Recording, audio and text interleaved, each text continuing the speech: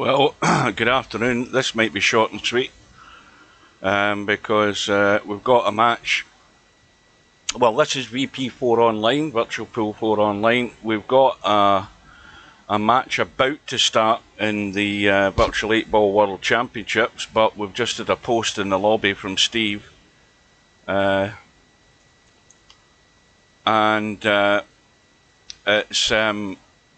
he's going to do an update which is going to clash with this match, which starts in about a minute's time. Well, that's good. He's going to wait till later. So anyway, back to the matter in hand. We have a match in the first round between Bedhead and Snake Eyes. Bedhead from Sweden and Snake Eyes from England. Race to 11. And we then, well, this will be our second match, because we had a match last night between Larry and Casino Jim. Larry was always going to be the strong favourite. The thing is, though, Casino Jim had a 4-1 lead. Larry was struggling a wee bit to find his lines on the 10-foot table, but from being 4-1 down, Larry won everything else and won comfortably in the end by 11 racks to 4. This match coming up, Casino Jim, as I mentioned last night, has a lot of experience in the 10-foot table, but his problem was consistency. It was way below the sort of level needed to be competitive against Larry. Looking at these two guys, good afternoon to Chico. Looking at these two guys, Bedhead, I imagine, plays a fair wee bit of the 10-foot table, but he plays it in one pocket, I think. The room is up. And Snake Eyes, I don't think, plays any time on the 10-footer, so we're going to see if he can find his feet fairly quickly in this match. So Bedhead should be the favourite, but as I've said on numerous occasions already, strange things can happen in 8 ball.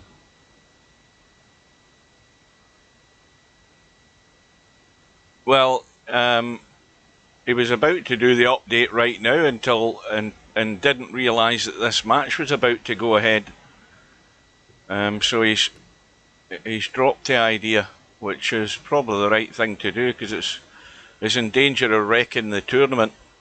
With it being an NRT tournament, strange things can happen usually when Steve starts messing about doing updates, so I think he's done the right thing there.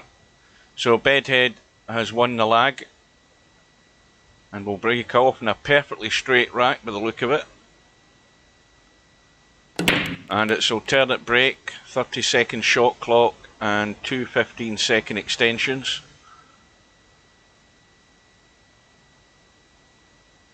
And it's a dry break. Just a reminder as well, if a player pots a ball in the break, he has an open table. That means that it allows him to still choose his set of balls to go for. He's not committed like some games of 8 ball in the past, although I can't remember what game of 8 ball, but there's somewhere when you pot a ball, that's the ball you're on, or it used to be in the rules that I used to play years ago. But an open table allows you to have a choice. In this case, there's no ball down anyway, so nothing's committed until something goes into a pocket. And straight away, Bedhead has used up his shot clock, and he's also used up his extension, so he's now going to be up against it. If he needs a little bit of thinking out in a shot, he's going to be struggling. Or was that, tell a lie, that was probably Snake Eyes, wasn't it? Yeah, it was Snake Eyes. So Bedhead looks as if he's made his choice. It's going to be stripes. And looking at the table, provided you get the pattern right here. Now, obviously, looking up table, this ball here has to go first, the 9 ball, because that's blocking the pocket for the 11. The 10 could go into the middle, but it's more than likely still to go into that pocket.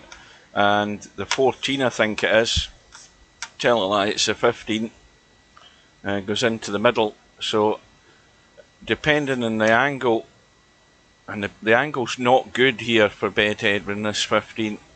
He would like to find the gap between the 10 and the 4. Well, in the end he's not got there. He's going to have to take the 14, I think. Yeah, he's going to have to take that one. And now there's a cluster of balls on this right hand side, could cause him problems here, because he's also probably going to run into the 8 ball coming off the rail. So this could go pear-shaped very quickly. Good afternoon to Mark.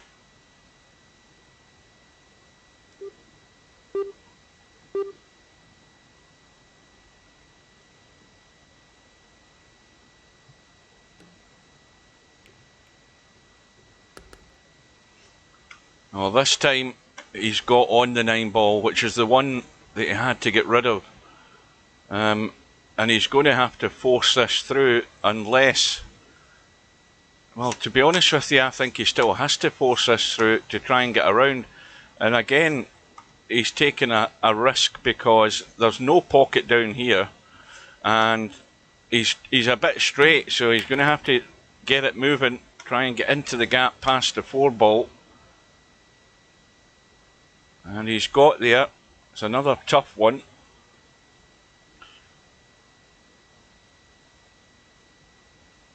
I don't know whether you were in the lobby there, Matt, or you were in the lobby, but Steve, I just came into the... Well, I was in the lobby, but about a minute before this match was due to start at the top of the hour, Steve posts a blue message saying, getting ready to do an update in a couple of minutes, and I typed, well, there's a match about to start, so he's cancelled it till tomorrow, he said.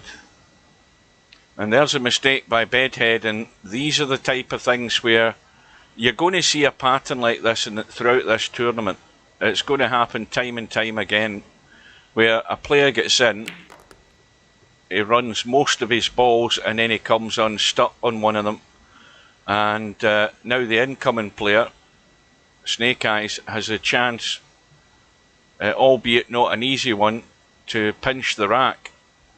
And the problem ball for Snake Eyes is that 4 ball that's up table. So the call ball went in, the other ball that he played the combo with followed it in, and now he's completely out of line here.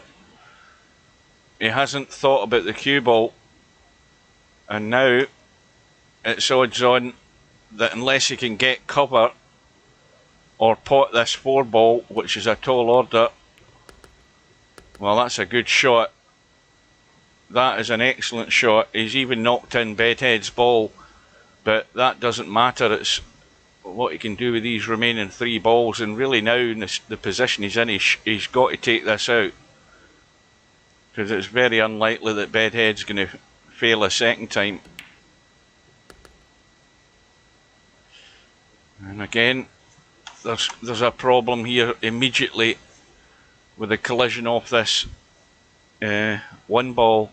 Now, if he brushes that 1 ball, let me get my line straight. If he brushes it that way, he's going to pot it up that pocket. So all to do with the thickness. He's hit it the other side, which is probably another reason he's missed the 5. And Bedhead now, though, although he's got half a shot, this is no easy. It's no easy outshot. But it has to be said, Snake Eyes had his chance, and it has gone. And that's the type of things that Snake Eyes has to do. But like I said as well, Snake Eyes is probably... I don't think he can probably remember the last time he played in a 10-foot table, because any time he's in a tournament like this, it's always been a 9-footer, as far as I know. So he's going to take a little while to find his feet, but He could have found it very early on there had he pinched that rack, so it's a chance come and gone for him.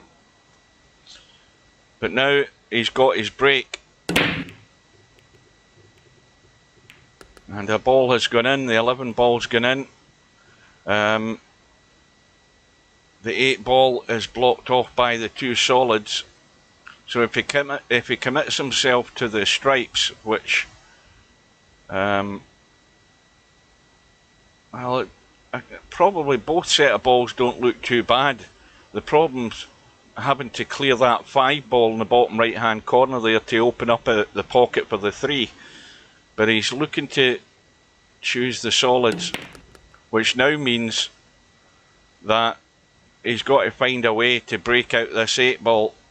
But he doesn't need to if he plays this right. The way he's sitting now, he should probably take the 10 ball and cut that back and let the cue ball run and come back into the table somewhere up here, and he would have to leave maybe this ball here as the last ball to get on the 8. Well, he's overhit that by a country mile. He wanted to be maybe in the middle of the table, but now he's got an opportunity to break them out. Good afternoon here, Pig.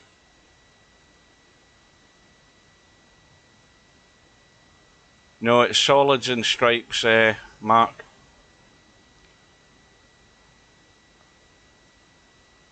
Now here's the chance, and it needs to work out, and he's missed a hit.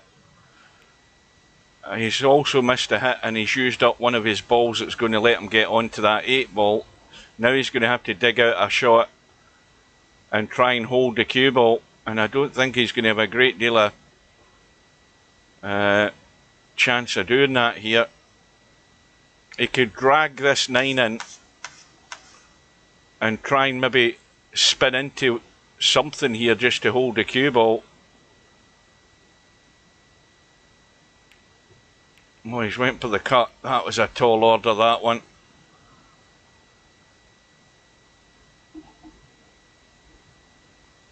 And what's more, he's put Bedhead right on the spot on his 5 ball.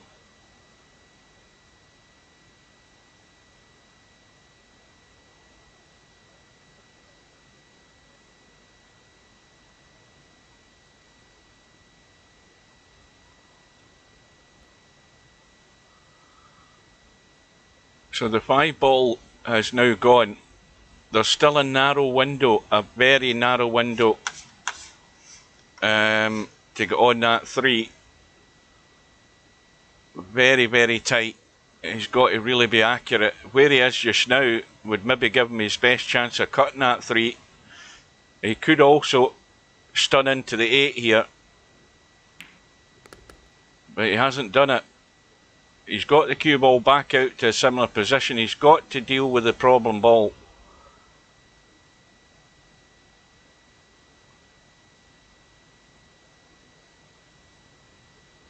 Good afternoon to Semi-Pro.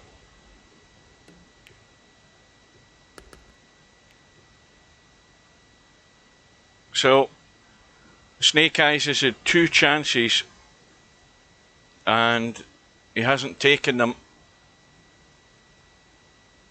And now it's very likely that Bedhead will complete the business in this second rack.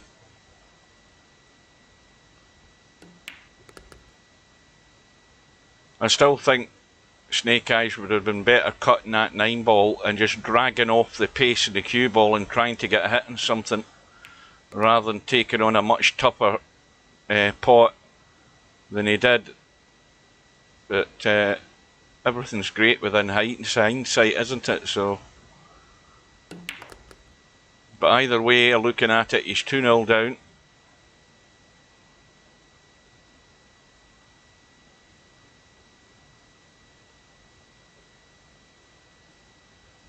Yeah, I've seen the videos.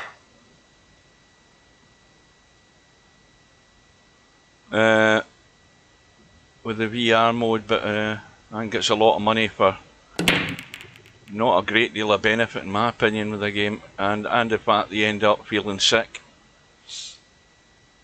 It would do my head in, that.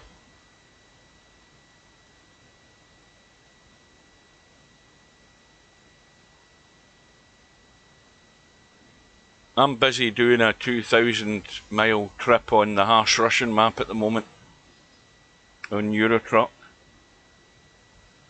1-to-1 scale map. The hardest map in Eurotruck.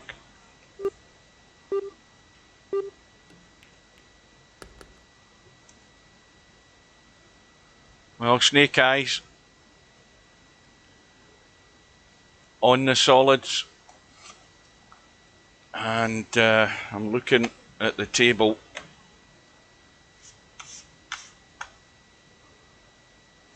Well, the 6 ball is the major problem, and the 3 ball's not as big of a problem, considering it will go into the corner. Now, what's he called there? I was busy looking around. I've missed out what he's called.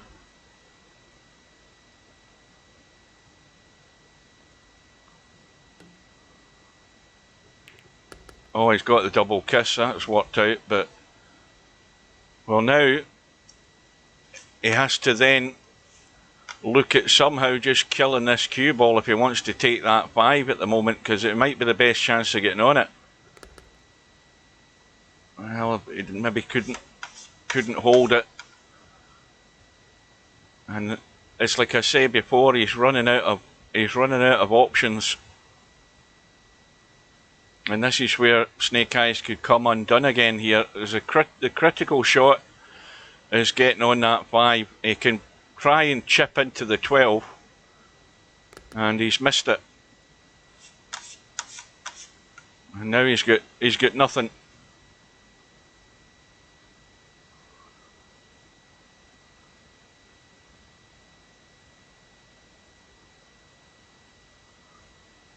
So now he's backed into a corner.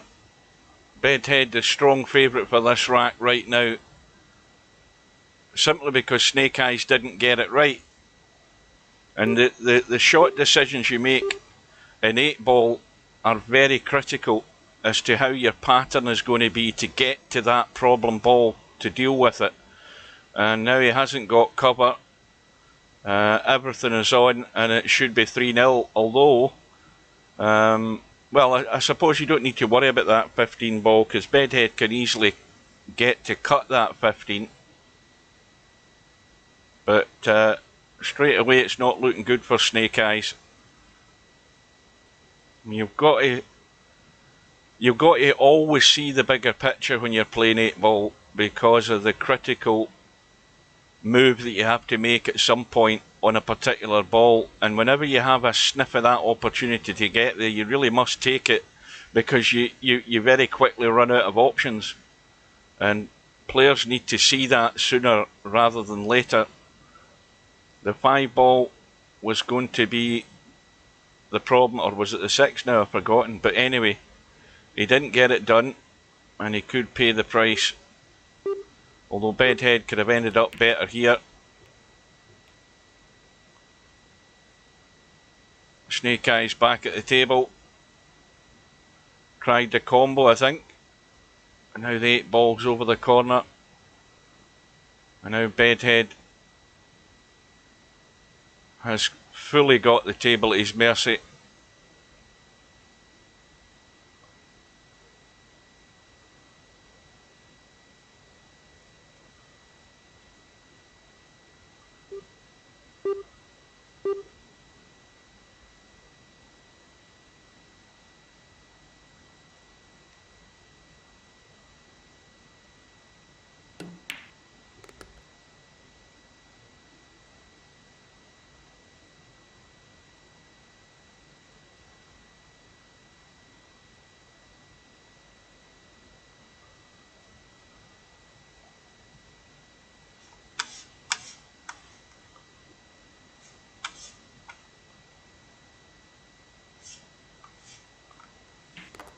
He's trying to get a nudge.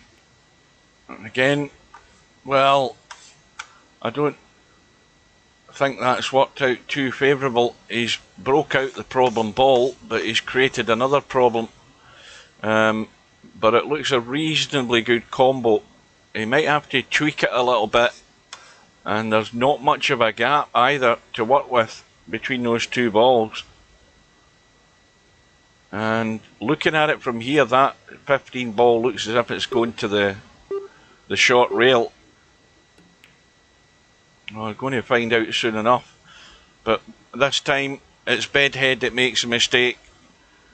But look at where he's left a cue ball. He's left Snake Eyes nothing.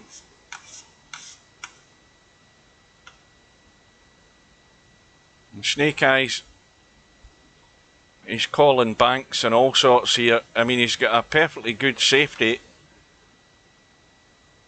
If he could just nudge up to that... oh, mind you, I'm forgetting about the 12 ball. I'm forgetting about it. He really was backed into a corner there. I never noticed the 12 down the corner there, so he looks done for in this rack as well.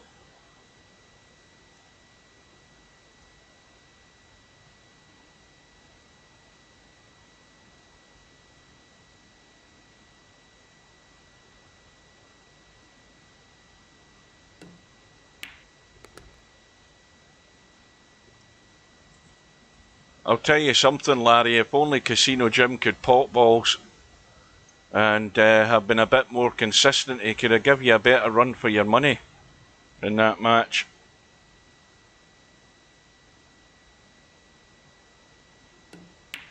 If we'd taken the amount of chances he had to steal racks like he did early on in the match, started off stealing the racks and then just fell apart at the end of the day. Well, let's see what happens with this.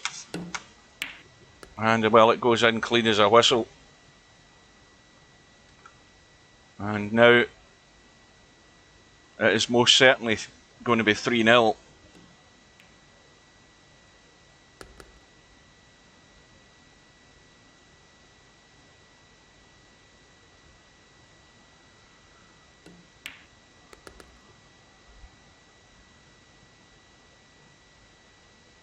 $30.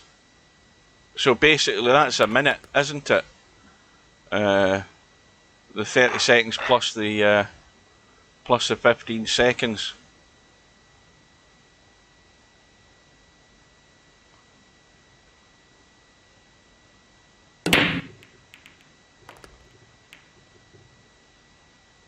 Well, the ball has gone in. We've got 2 stripes over the bottom left-hand corner, and we've got a cluster of a problem next to the 6 ball. And it's also a scratch from Snake Eyes as well, so Bedhead's going to have to take the opportunity right now to try and improve this situation big time if he's going to take advantage of this ball in hand. Ball in hand in the kitchen, of course, it's not ball in hand anywhere on the table.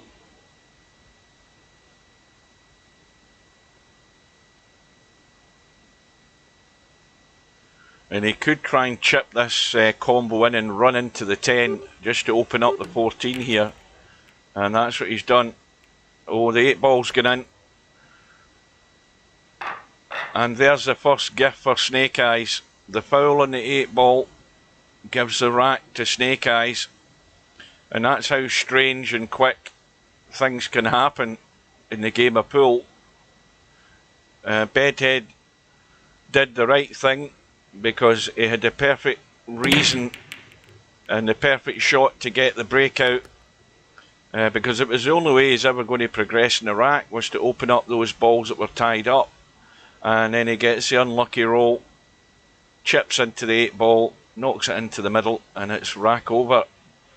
So Snake Eyes hasn't won a rack yet. He's been gifted one. It's about time that he actually won one.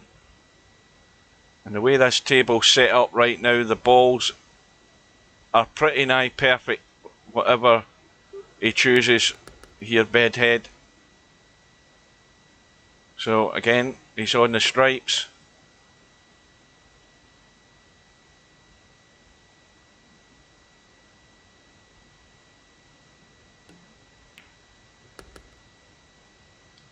And 8 ball right in the middle of the table. There's absolutely no excuse. Although he's maybe not quite as happy where he is on that 12 ball at the moment. That's the thing that's giving him a wee bit of doubt. I think he's just worried. Yeah, it's very dangerous, this 12 ball. He's hoping to just catch the knuckle, and he doesn't like it. And now he's got to find a path around the corner here with a lot of traffic in the way.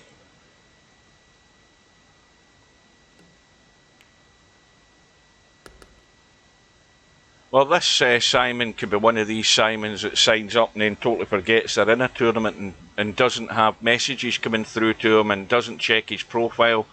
There's always players like that who haven't a clue really what's going on, and you might never ever hear a reply. Now Bedhead, if he can miss the 5 ball, he looks as if he's killing it for the 9. And he's more than likely going to take the 9 and then just run the 12 up the table from a better line. But he doesn't want to be... The problem with this 12 ball, this pink 12 in the rail, is he can't be straight, because he then can't do anything with the 8 ball. He can only then draw back for the 8 ball. He would much rather have some sort of angle. Now, I don't know whether he's trying to draw back behind the 12 to the top end of the table. And he might have too much angle to try that.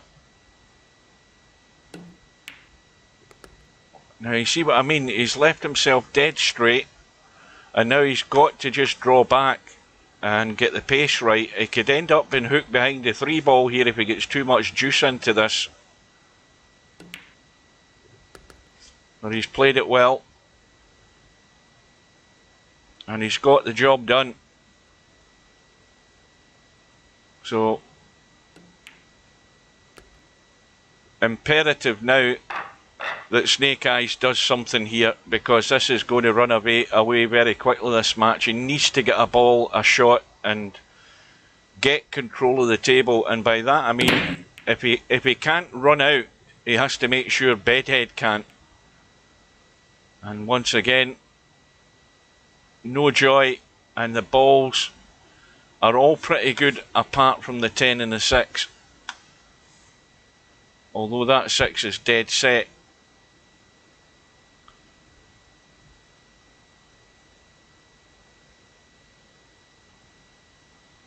Well, Bedhead doesn't play much 8 ball. That's not necessarily. I mean, he knows enough to, and how to run a table and looking for patterns. He's got enough common sense to do that. He's certainly more used to the 10-foot table than Snake Eyes is ever going to be. Because, as I say, I think Bedhead and Slim play one pocket in the 10-footer with the very tight pockets. But Snake Eyes needs to get a bit of luck in the break for a start. And Bedhead again has to be looking at this 6 ball. He's got no angle that's any good to him there to try and do a breakout or a nudge into it. He could try and force the 5 in, but again, it's not a great angle. Yeah, you see, he's tried all out to get the breakout, and that's a missed call.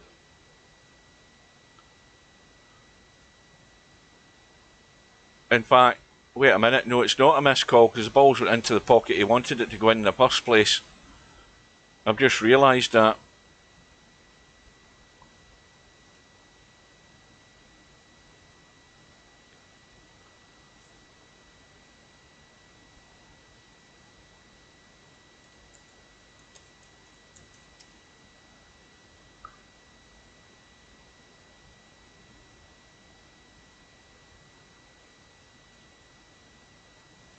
I mean, okay, he didn't call the pocket if you want to be nitpicky, but it's more than obvious what he was doing.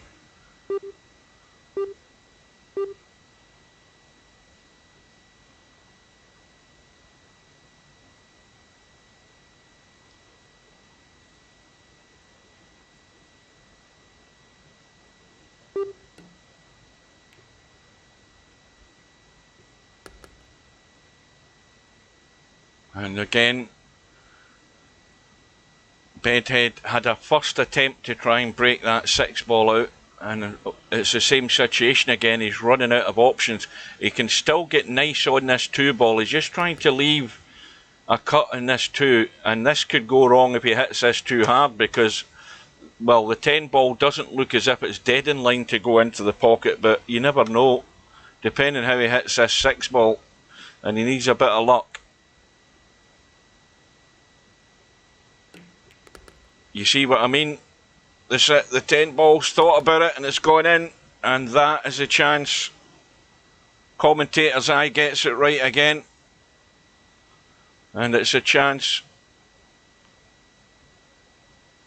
Oh, wait a minute, what am I talking about? I'm forgetting about the rules of this game, isn't it? You can pot a ball and pot your opponent's ball. As long as you pot your ball and the opponent's ball, you're still at the table, aren't you? I've just realised that. I'm learning as I go along. It's 8 ball world, isn't it? Well, he's called the bank.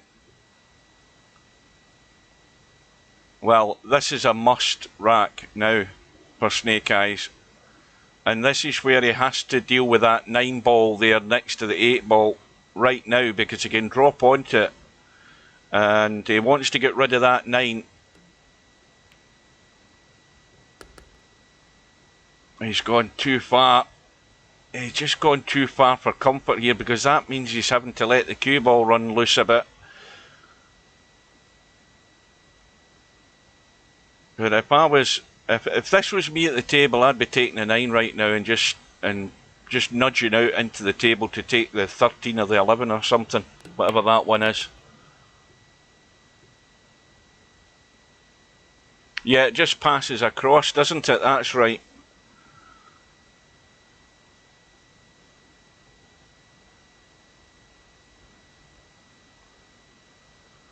Well, Snake Eyes hasn't taken that 9 ball. Let's see if he pays the price for that. He might try and draw into the 8 ball here, depending on the angle he's got.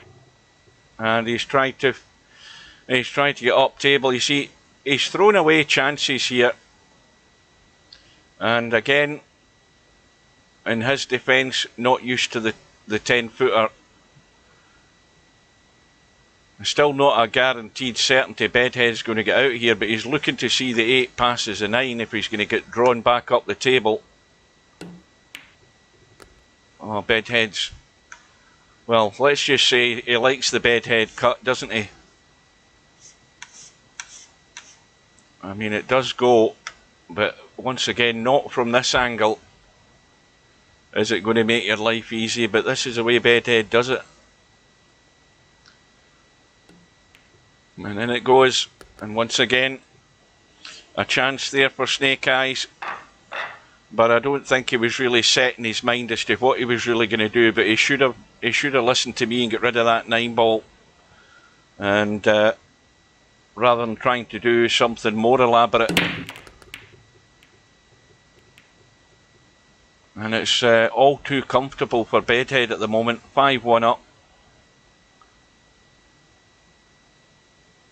So a ball in the break, the 15 is gone. Now what's the best set of balls here? You've got to quickly make up your mind what looks good. Well, he's looking at the solids, and the immediate problem there is the 2 ball's not great. But the 7 ball is adjacent to it, so he can pot the 7 along the rail and drop through for the 2 down into this corner pocket here, if that's what he intends to do.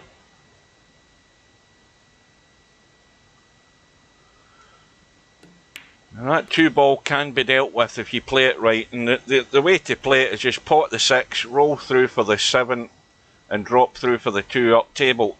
That would be the one route to deal with it. But if you get too much of an angle on this 7, you're scuppered, so it has to be good. And he's got a chance now to drop through onto the 7, but he has to get onto that top rail for this 7 ball. It's no good having an angle on it this time, because it doesn't do him any favours. He could still come out for the 3, but he really wants to deal with that 2 immediately, And now he's neither here nor there, so he's going to have to take the 3.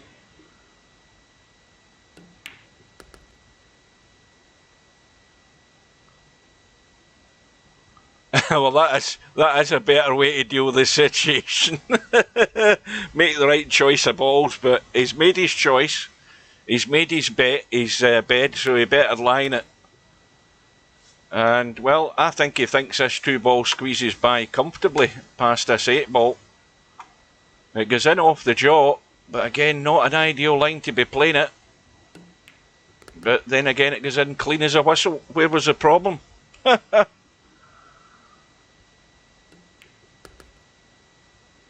And a nice tidy run out there in the end for Bedhead. And he's racing away with this match. And Snake Eyes needs a ball and a shot this time. Too many dry breaks that he's had, and that's just another one. I don't think he's had any joy. At least nothing sticks in my mind that he has. But look at these balls again. They are all wide open. And this is what hurts even more in 8-ball. You know, all the balls are open. Bedhead's just plotting his route here, making his commitment. It looks as if it's going to be stripes.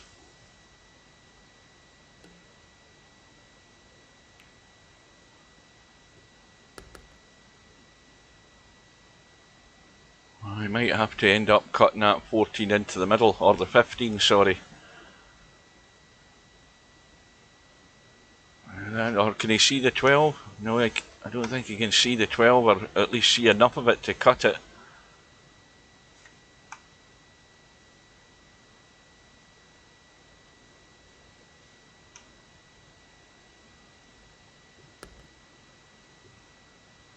Now where's the cue ball ending up? Good afternoon to Mr. Shark. Well, how's it going? How's it going? It means that basically I'm still here. I haven't died yet. I don't know whether that's a good thing or a bad thing.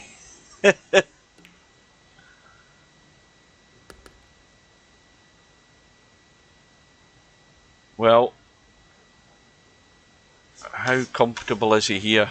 You're just going to have to drop onto the 11. Is that the 11 in the middle of the table? Probably the 11. If he goes too far, he'll take the 9. Somebody remind me, who's Rusty on Steam? Is that you, Mr. Shark?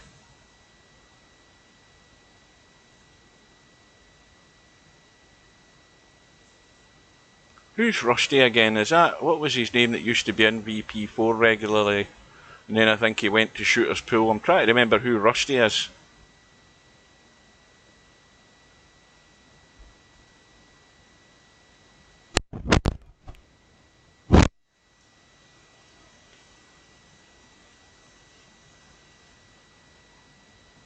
See, that's the thing, I forget who people are at the end of the day.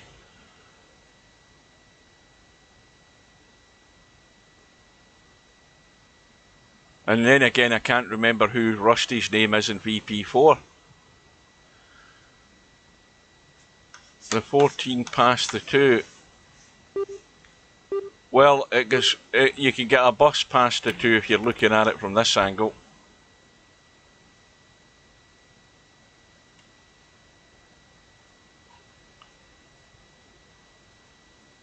And this is painful for Snake Eyes. He's broke dry, the balls are all wide open.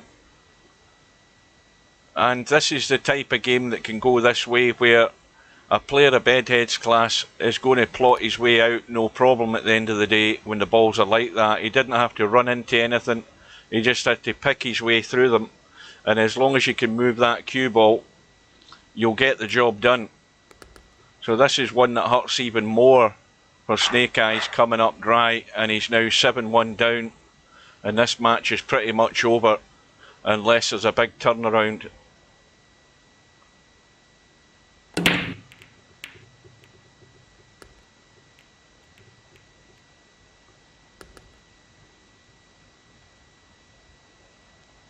Yeah, that's the liberties that you can take in VP4. You can get away with it. You know, Stub will be exactly the same.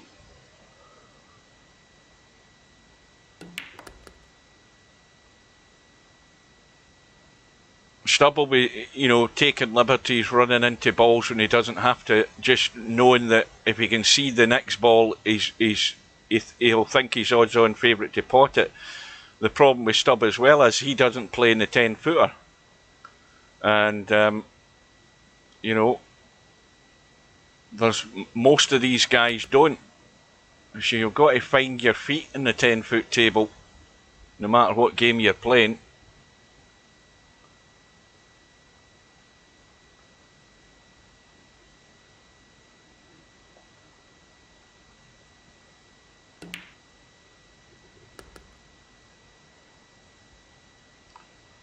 Well, this is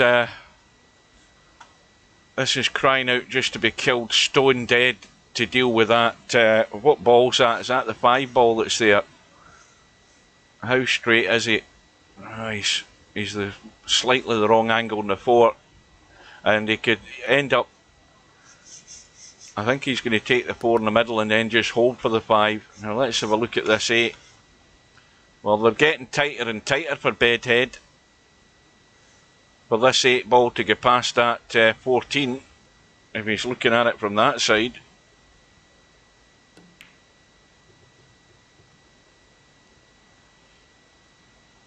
Well, he's now given Snake Eyes a glimmer of a chance, and it has to be dished up this time.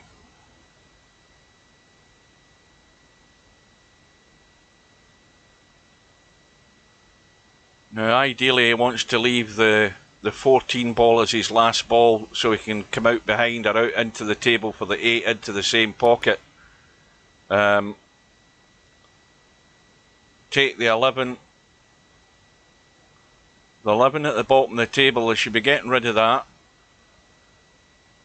What's that one there? Is that the 13, the orange one?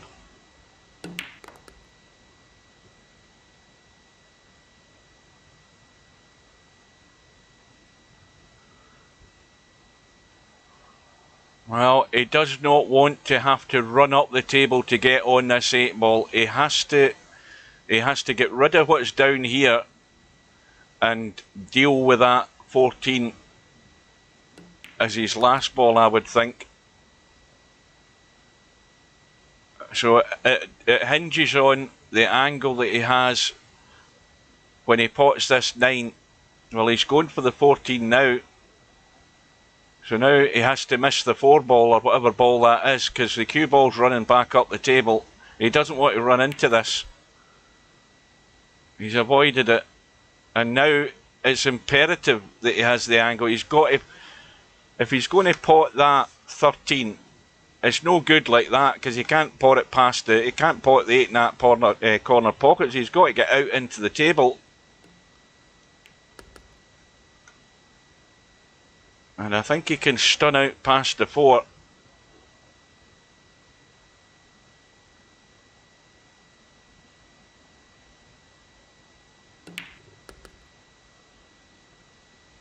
Well, this is a little bit of a consolation for Snake Eyes.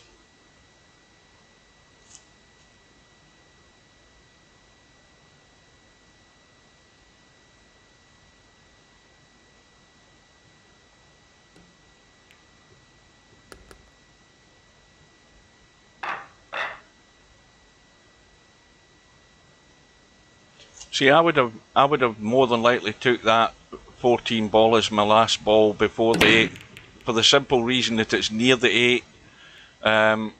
Had Snake Eyes not had a good angle on that second last ball, he'd have been done. It would have been end of visit. He had to get out into the table. But once again, Snake Eyes, I don't think he has had a single sniff of a ball on the break all match. And that's another one. And once again, look at this table. This is a run out. Bedhead's chosen the stripes. He might have to take that, is that the 13 down in the corner? I don't know whether they can see it.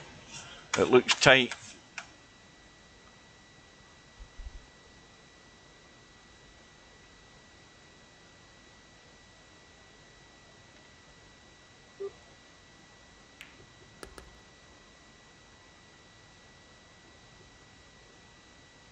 So taking the 13 now opens up the pocket for the 8 ball should he choose to shoot the 8 ball down this end of the table. He's just having a look around for, getting his bearings as to where his next one's going to be. But he doesn't want to be thinking too much. He's a bit straight on this ball. I think that's why he doesn't like it so much. He's going to have to just punch it and nip the cue ball out. He's got the 15 over the middle pocket. In fact, he's ran dead in behind the 11, so that'll do. What's that one there? The 12, the pink one in the middle of the table. We'll probably take that next.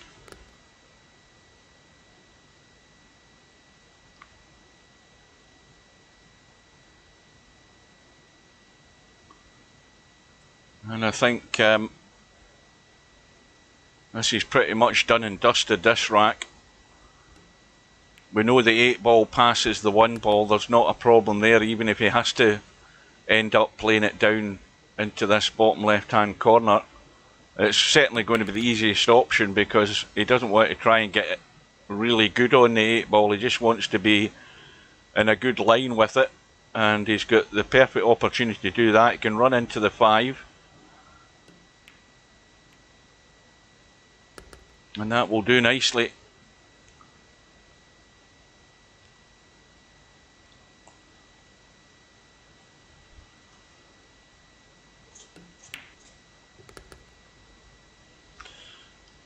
Well, it's certainly 2 if not 3 racks where Snake Eyes has broke, left the table wide open, broke dry, and Bedhead has just done the rest. Well, this time it's Bedhead's bad luck. He's broke dry. Now these balls are available in a certain pattern. They are, because if you're going to choose the solids, Snake Eyes got to be careful down by this 8 ball and where the 7 is. Now if the 7 gets rolled into the right middle pocket, he's got a 4 ball down here as well to deal with, and he's got what's up the table there to deal with first, so he needs to get rid of that 3 ball. Or is it the 5? It's the 5. Can he just draw back? No, he's trying to roll through for the 6. I don't know. I don't so much like that shot. I would have tried to just draw back and play the 6 into the same pocket. He's now left it awkward here. It's not where I would have wanted to be. I'd have drawn up the table, and if I didn't get on the 6, if I hooked myself, I still had the 2 ball to fall back on. So again, not a great choice of shot there, I don't think, for Snake Eyes. This is tough. It's a blind pocket shot, and of course, under pressure, he's had a snap at it, and his chance is gone. And again, not playing the right shot. I think he had enough on that 5 ball when he potted it just to draw off it, a soft little draw, and still keep a half decent line to pot the 6 into the same pocket, and that would have been that problem dealt with. The fact that he just run through, he didn't get through far enough to leave a nice enough angle.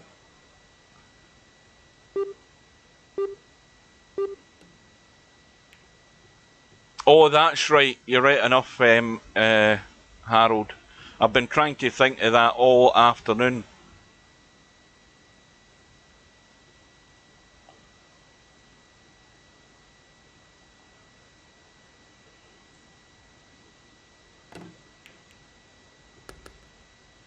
Oh, it's going from bad to worse here. The scratch by Snake Eyes. But of course, Bedhead immediately has a situation here with ball in hand where he has to work out a way to free up this 8-ball. So he's pretty much going to try and do that straight away, I think, here.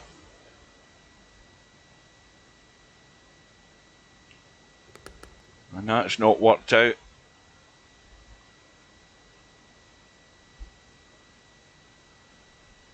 So Snake Eyes, no immediate alarm bells, but the one thing that Bedhead could do here, and he could have another go at it off this 13. Yeah, it goes long up the table. That's why I was going to say, Larry, that, well, you see, what he could have done is he could have potted the 10 and potted the 11 and get rid of these and try and then bring, you know, an angle to get back up the table and pot that 13 and then take the 8 up the table. But that's asking for a bit more accuracy to play that way. So now he's going to have to try and find a way to get below this 8-ball, and that's a tall order. And he's had 2 goes at trying to break the thing out, and he's not done it yet. And of course, the same old, he's running out of opportunities to get it done.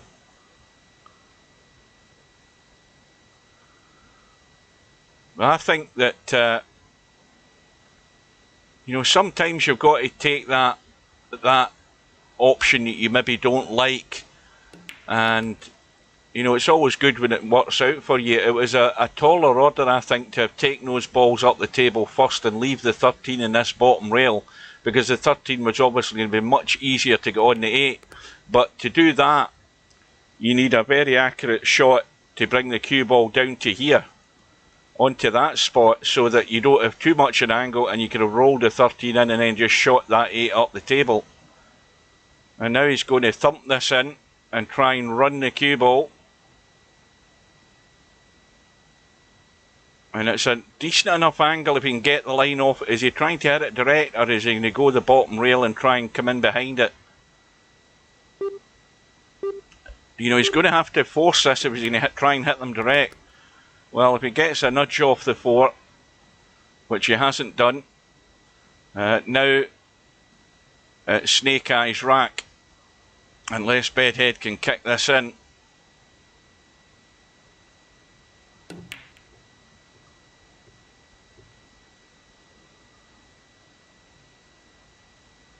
Snake Eyes now should be out. Roll the 6 in, and don't hook yourself on the 3, because he wants to take that 3 next. Take the 4 after the 3, and then up for the 2, and the 8-ball into the same corner pocket on the right. That would be the fairly straightforward way of going about it. I think he's left himself dead straight in the 3 though. Yeah, he's absolutely plumb. But he can jack up and just jab into this 3 and just draw the cue ball out a wee bit. He doesn't want to be running forward and around the angles, I don't think. Well, he's not really inspired me with a great deal of confidence here.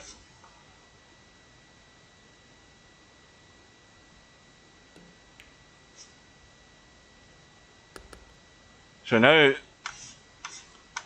he's got to get just up the table into the wide open spaces and not check it out. Well, you see, that is not the shot. I mean, this is not the way to play with any great deal of confidence. He should have been miles up the table with a pretty much straight in 8-ball, and now he's just stacked the pressure on himself to get this in. So this tentative play is the unfamiliarity with the 10-foot table. Simple as that.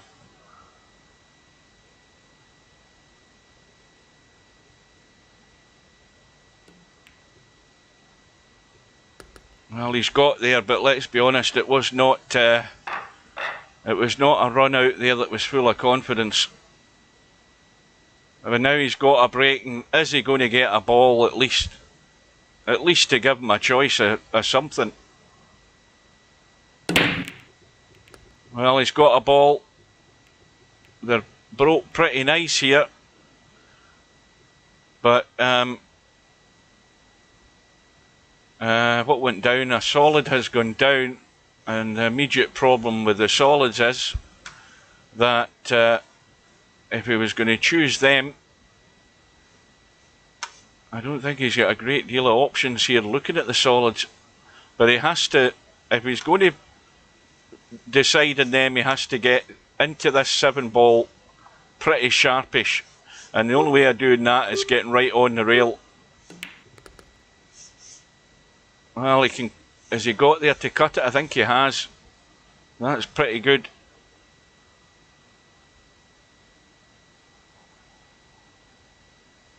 Well, a bit of top and right just to cut this and spin into the top rail and miss that 15.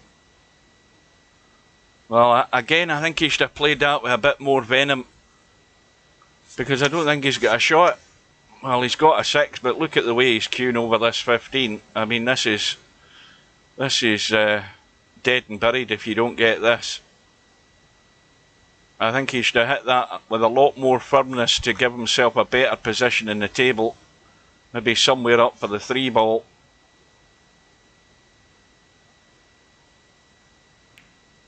He's really, really miles away there with that. But that's where he should have used the W key. Jack that cue up, use the W key, and line the object ball up with the shaft of the cue to help your aiming when you're on a distance shot like that and you're more or less Chinese snooker. That's one way of cheating their way around it in VP4. I don't think many players do it though.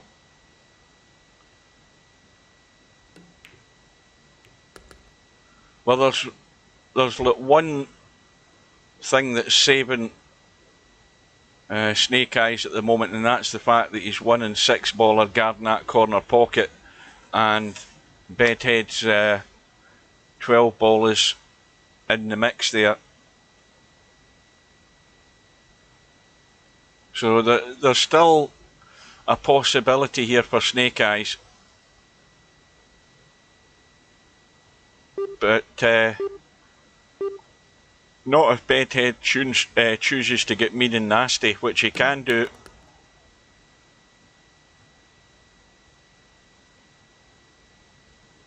He's looking to chip the 10 in and just clip this 12 ball, I think.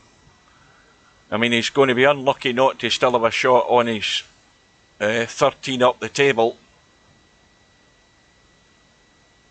And he's also got the 9 ball down the bottom here. But if he chips this 10 in, doesn't need to thump this, he just needs to come down and hit this ball and move it into a more favourable position.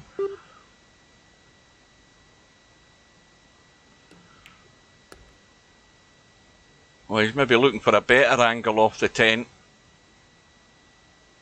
Again, he's still got that option up table should this go wrong. But he needs to take this chance now to try and get the hit on this. And he's missed it. I think he was certainly trying to... He probably could have done it easier with the first option he had in that 10 ball over the middle. Just a thin clip and just hit that pink 12 ball anyway, just to move it either to the left of the 1 ball or further into the table. And now he's got big work to do. And ideally he wants a bedhead cut here. He wants to be something like that on this 9 ball so he can get a hit. And he's ended up running far too far.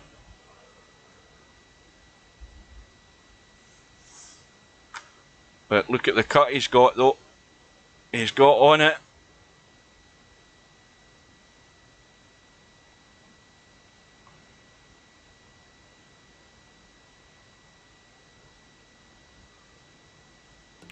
That'll do.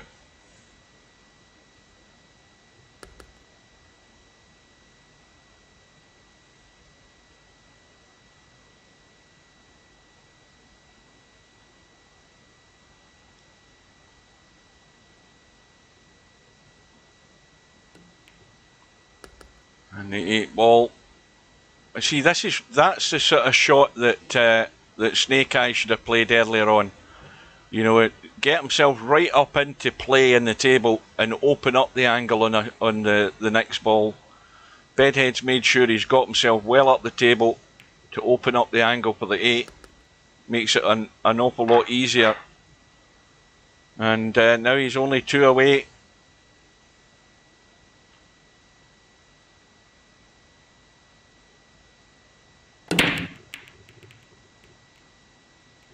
And the 5-ball has gone in. And now does that 8-ball pass the 14?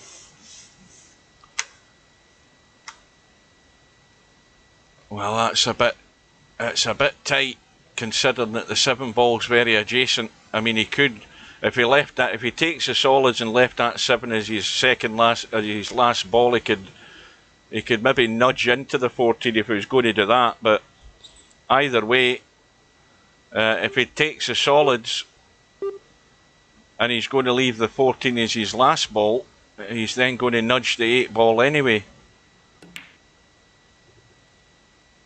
So Bedhead had a go at the 4, missed that, and now Snake Eyes has got the same dilemma.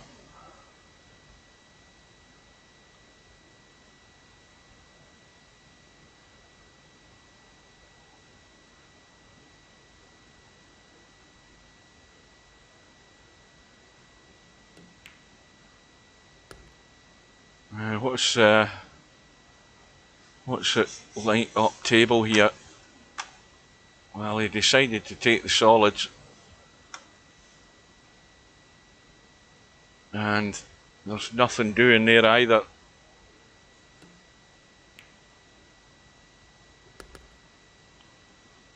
And if I was Snake Eyes, I would not be touching that 7-ball right now.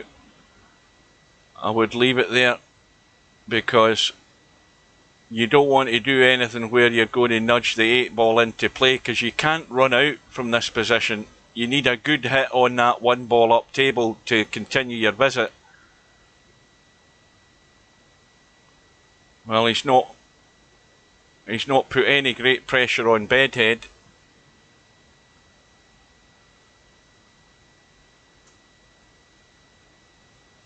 And now this is where the tactical choice then comes to the fore, because he's broke out the 8-ball. He's got his 7-ball still in play. Bedhead's at the table and just looking to where he can leave the cue ball, where it's just going to be awkward for Snake Eyes, and where Snake Eyes doesn't have an opportunity to break out that 1-ball up the table.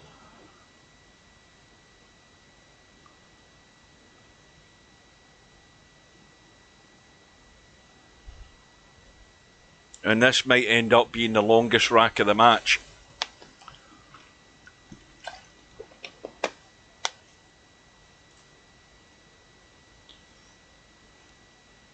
Six ball, of course, is no good either where it's sitting, because it's not got a pocket.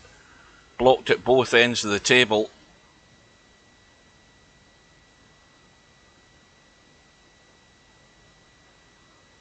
Now Bedhead has also got another problem. The 7-ball's now blocking the corner pocket down the bottom end. He would want to pot this 15 and maybe try and break out his, if that's the 13 that's next to the 1.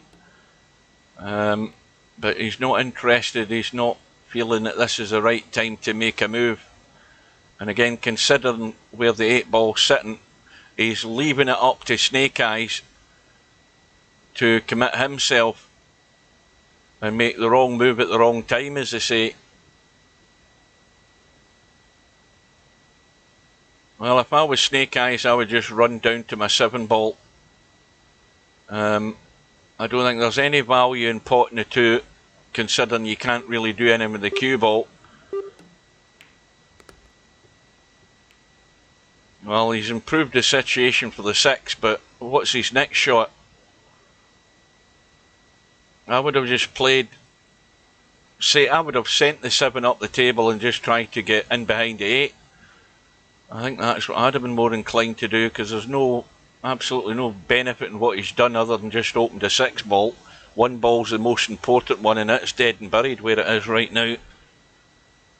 He could cut the 6 onto the 13 just to tie it up. Well, that's as good a shot as any.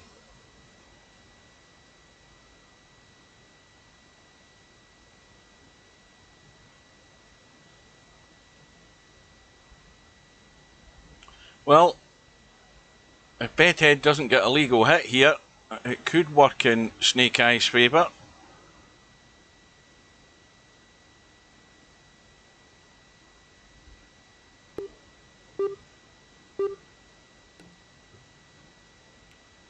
And it has done. And all of a sudden, this rack's taken on a completely different outcome. Now Snake Eyes with ball in hand and every ball available, and it's only going to be a complete brain fart that's going to stop him running out here.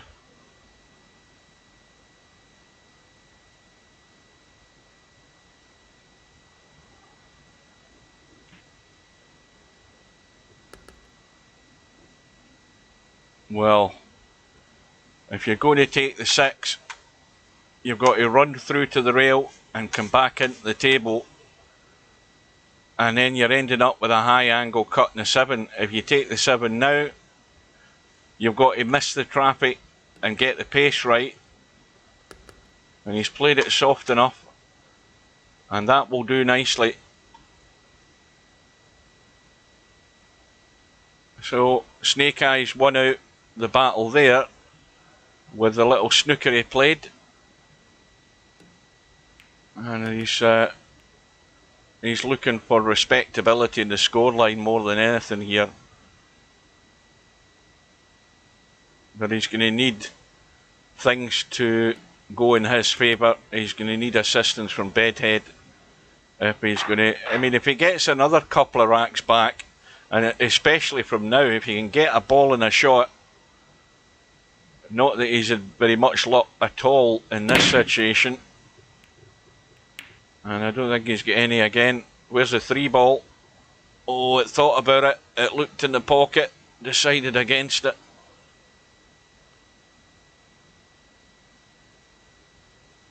So another dry one, and this time there wasn't an awful lot of movement in the pack. It's one of those breaks where not a lot of action happens in the pack,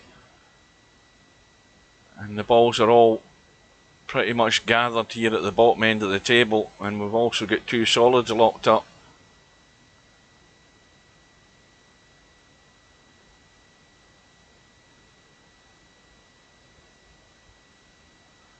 Yeah, well, he ended up doing the right thing.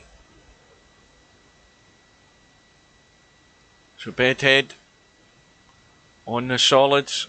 Now, does that 6 ball pass the 14? Let's have a look. Well, obviously the other problem's the 11, so Bedhead needs a nudge here.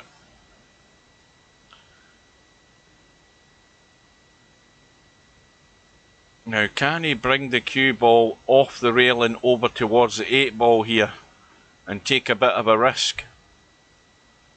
Because he's got the angle. Well, he's decided to go for the 2. We'll see if that's the right choice of shot, because he had the angle to cut that 4 ball in, bring the cue ball off the side rail and run over towards that 8 ball, and he may well then still have had a cut on that 6. Because we know the 6 doesn't go.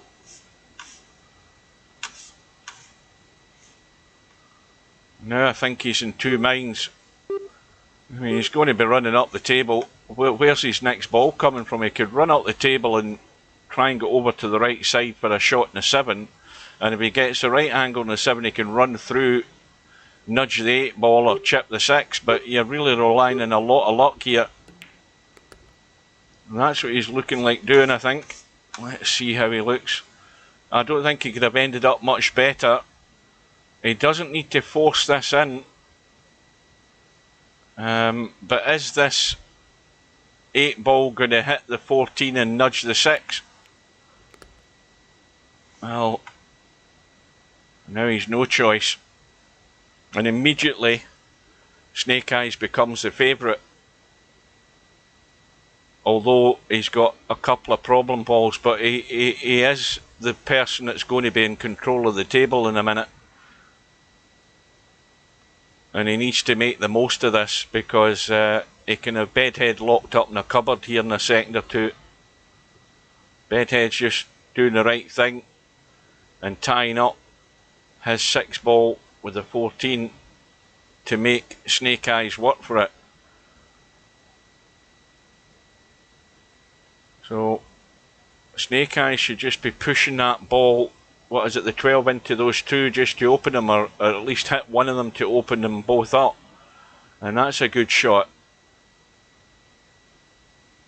And this is why you have to be thinking in your feet at all times to improve the situation for yourself, because you're the one that's got the multiple balls still left in the table, and at the same time keep your opponent in trouble where his ball is. And now Bedhead is committed here to get a legal hit on this 6 ball, and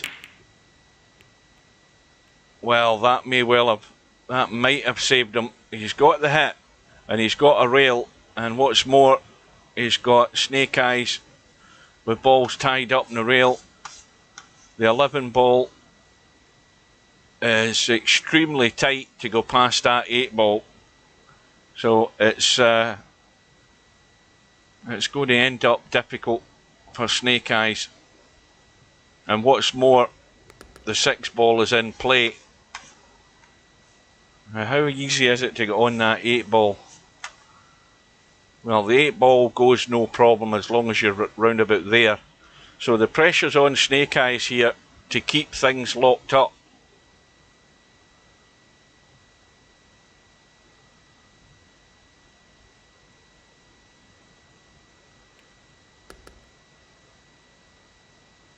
Well, this is a critical shot here if he's going to stun the 15 in and try and get a hit. I don't know whether he can run off the rail. He could have done maybe with a wee bit more angle here. He could go forward and get a bit of spin working just to try and get a chip. I don't know whether I don't like the angle so much. Yeah, he's ended up just improving the situation for the 6 ball. So now he's got to keep his head screwed on. And, well, he cannot leave anything easy here for Bedhead. Now, if he cuts his 13 to that side and runs down here, that's going to be awkward enough. It's going to leave a tough cut for Bedhead, and the chances are he's going to run into trouble here if he cuts that 6. So I think I'd be running, that'd be my shot, I'd be running that over to here and sending the cue ball down to here into an awkward corner. And if you tie up another ball, it doesn't matter, it still gives you control of the table.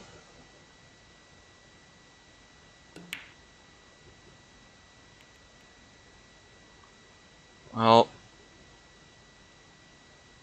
that wouldn't have been the shot I played, because that's given Bedhead queuing in between the 2 balls a wide open shot in the 6, and he's going to get this 9 times out of 10.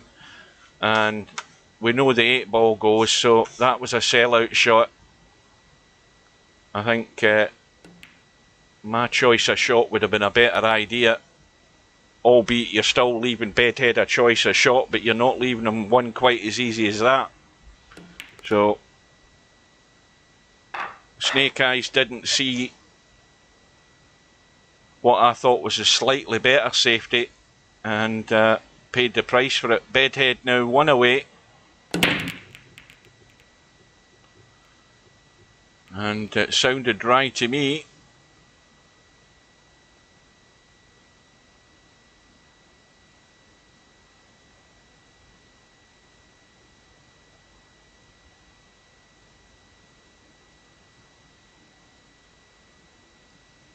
Well, we can see we've got 2 stripes together.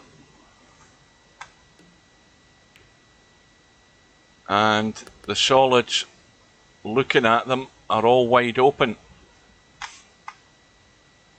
And Snake Eyes should be out. Now, the 1 ball has to get dealt with now, because that's the problem ball.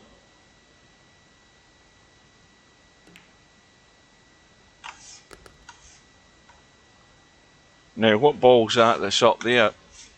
4 ball, not a problem.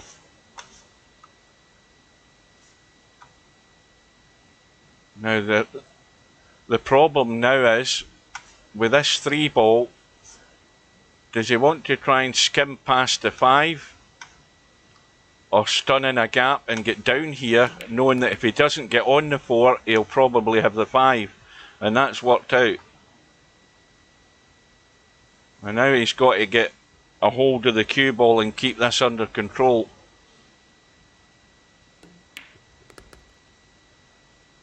See, that wasn't a great shot. He didn't really get a hold of the cue ball. He's just letting it run. And it's just running loose and it's not running into good shape. You know, that was not a good shot. He had to really just get a little bit of dig in that cue ball just to control the movement on it a bit better. And now the cue ball is running towards that 14. Now he's still okay, but you've got to look ahead. I don't know what match is on here, Pig. There's a couple of matches on today. I don't know what's on. I'll have a look once this is done.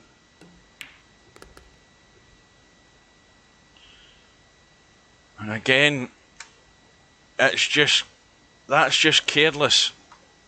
You know, he's entirely the wrong side of the 7 ball and should never have been. And this is just giving yourself the opportunity to get embarrassed at doing this and then not being able to get a shot in the 8. Well, I've never seen either of them.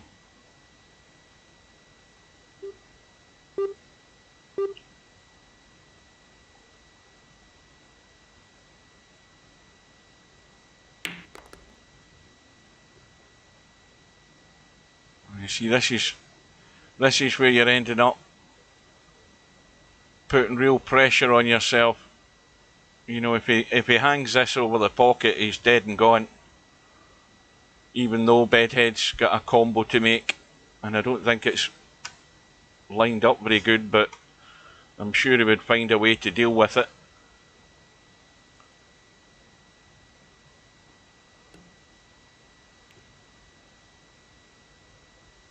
And like I say, if you don't get good shape on that 7 ball and knowing that it's paramount that you stay the top side of it so you can drop down onto the 8, then you deserve the outcome.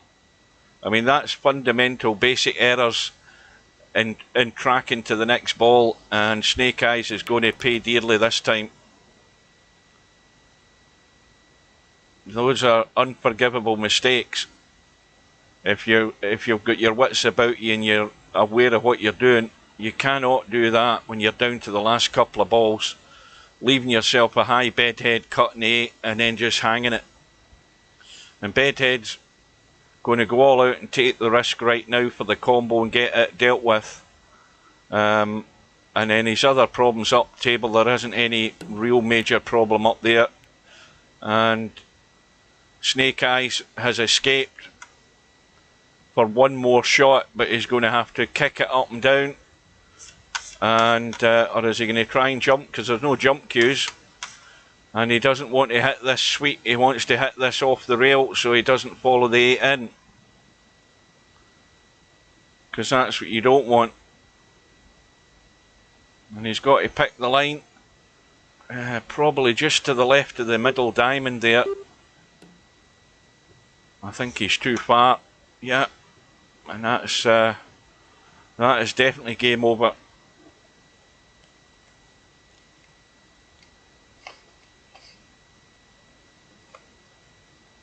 But again, in Snake Eye's defence, I don't think he's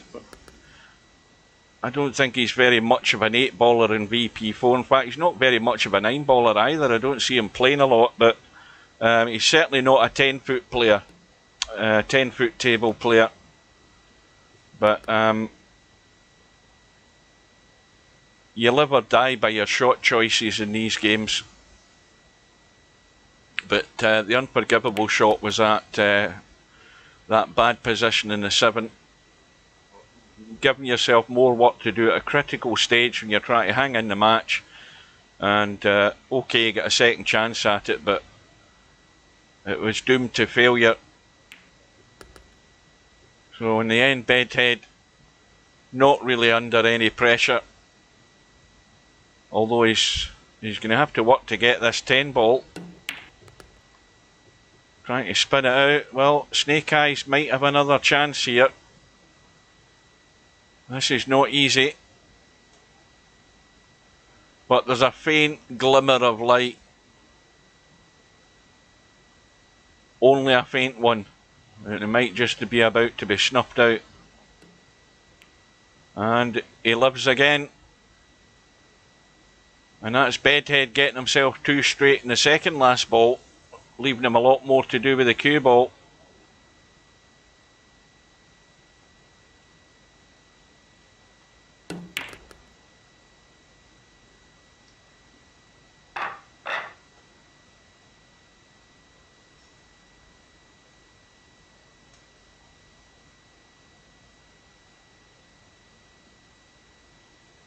Now, what about a ball this time?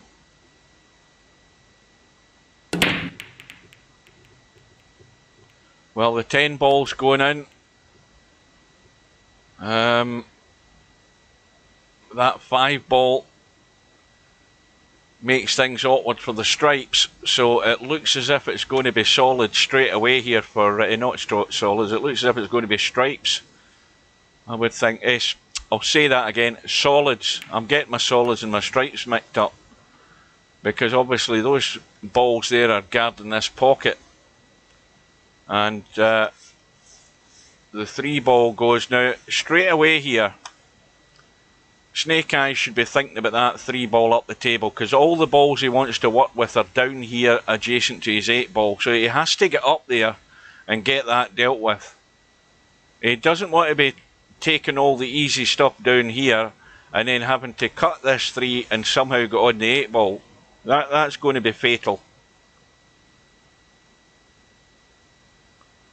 Now he's got a chance right now. He could cut the 7 into the middle, run the cue ball down there, get into the table past that, whatever it is, 13 in the right hand side, and cut the 3 in. And he's not interested in it. Let's see if this backfires on him.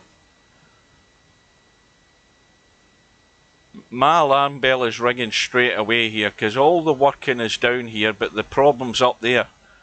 And he had an opportunity immediately in that 7 to drop through into the table for the 3, and he didn't even give it a second look. On his previous shot, that is.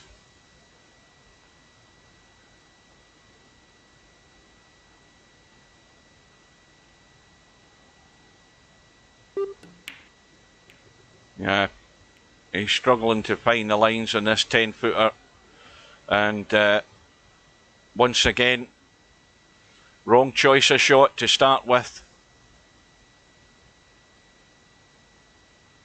And all the stripes are now wide open because he's opened up the bottom of the table for Bedhead. With that 5 ball disappearing, that's opened up the bottom right hand corner pocket. So everything about that was a fatal move by Snake Eyes. And this is where sometimes a little bit of naivety comes into the game. where the player just simply does not see the trouble ahead and doesn't immediately try and deal with it when you have that opportunity. And in the end, you will end up paying the ultimate price because of it.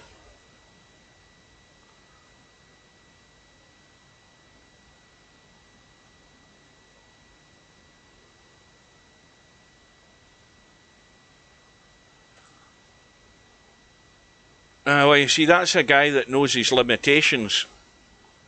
If he wants to keep the bottom feeders out of his room, he's quite right. But like I say, if he's then going to make the step up and come into a tournament like this, he's going to have to raise his game.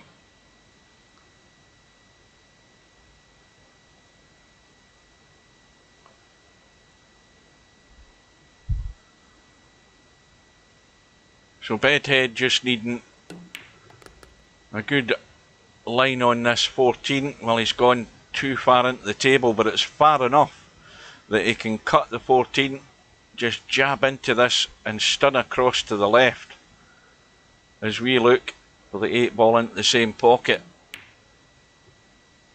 And he's missed the cut in the 14, and Snake Eyes survives again.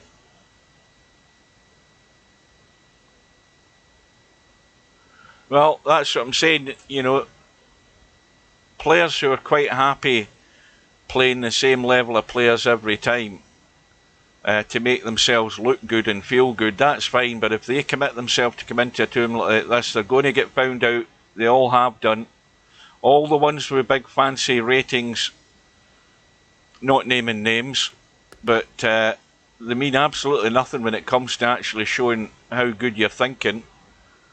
And stepping up to the 10-foot table as well, because there's probably a guy who's never played in a 10-foot table, or he's looked at it for maybe 20 minutes one day and then said, I'll give that up as a bad idea, and not used to the 10-footer, as pretty much 95% of the people in this tournament aren't.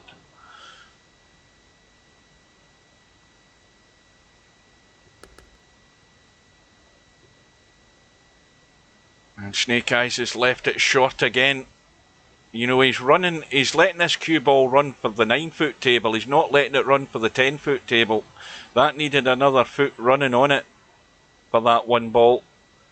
And he's immediately got himself right on the rack again here.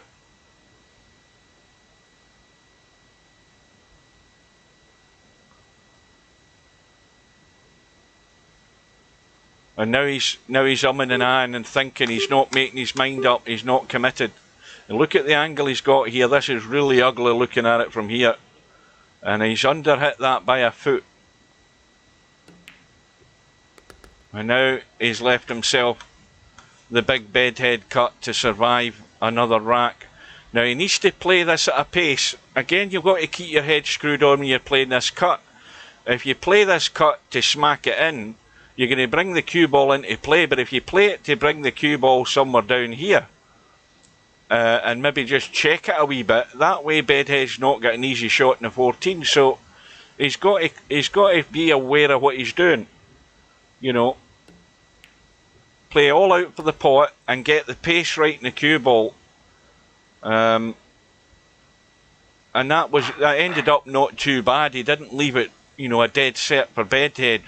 But either way, it's another rack in the board. It makes the score look a wee bit more respectable.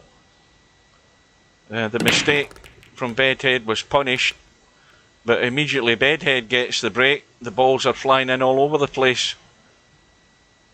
What did we lose there? We've lost the 4, the 5, the 10, and the 15 have gone.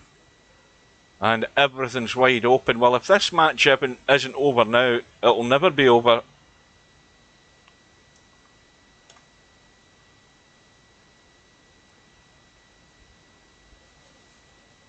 What's a scratch?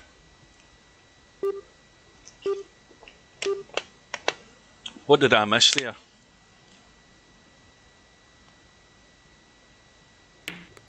Have I missed something there? I was having a drink. Oh, see, I can't read. I'm trying to read the chat and look at the table at the same time. I can't multi.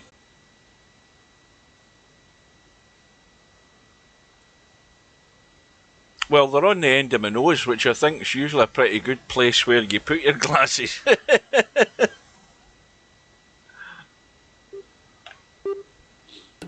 But I'm glancing across at the chat and I'm not quite reading it. I'm not quite taking it all in. Well, there's another mistake from Bedhead. And Snake Eyes stuck with the solids and stuck with a big problem down table here. And he's pushed the 7. He's absolutely nowhere near cutting that 7 ball. And I think he's dead and buried now.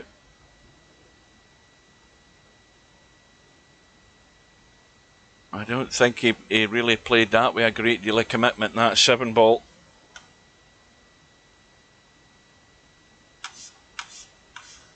Well, Bedhead's trying to do the massey around us. He needs to jack up higher than that, I think. Yeah, he just got it enough. Just got it enough.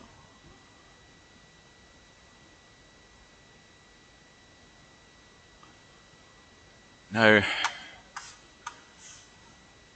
well, Bedhead can certainly deal with the 9. And now, if he then has an angle out into the table for the 14, this can either go good or ugly. There's no in between, because if he cuts the 14 and comes through, or if he goes straight in the 14, he can roll through. Well, he's straight, so that's pretty much made his mind up. And now it'll be the 8 ball into the right middle pocket.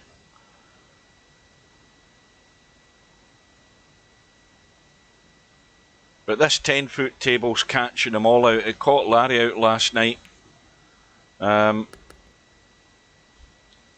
to be fair, in the end he wasn't really under a great deal of pressure. He maybe was a wee bit early on, but that would have been more than likely, or it would have built more had Casino Jim played to any level to keep the pressure on, but he didn't. And Snake Eyes, first time in a long time he's probably played in the 10-footer, but he's going to have to battle through the one lost side. Bedhead goes through 11 racks to 6, and we'll have a quick look at the bracket. We'll update this thing. Hang on a minute. So top to bottom, we've got Boots to play Legit Matthews in a couple of days' time. We've got Sheba waiting in that. We'll get a match tomorrow night on Friday night. There's actually a couple of matches.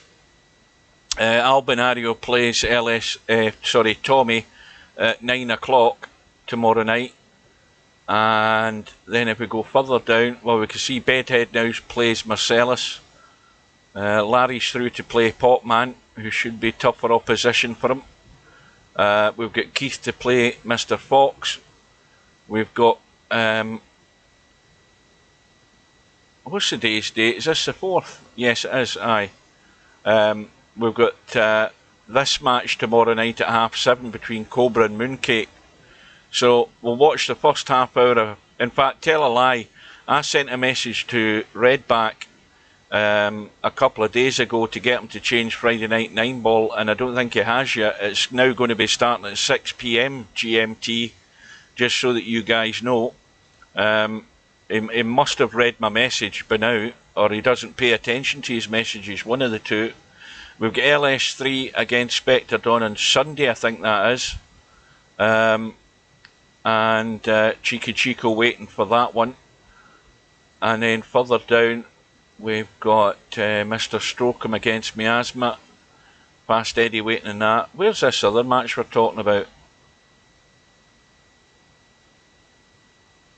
There's one for Sunday as well. That's 4 o'clock in the afternoon. Sergresh and Jover. Oh, there we are. Columbus and Chip Scary. So that's going to be at the top of the hour. So with that, guys, I'm going to have a quick break, and we'll be back hopefully if these two guys turn up, and we'll get an idea what sort of level they're going to be playing at. So thanks for watching. Take care, have a coffee or whatever, and rejoin us at the top of the hour. I'll be back in a few minutes.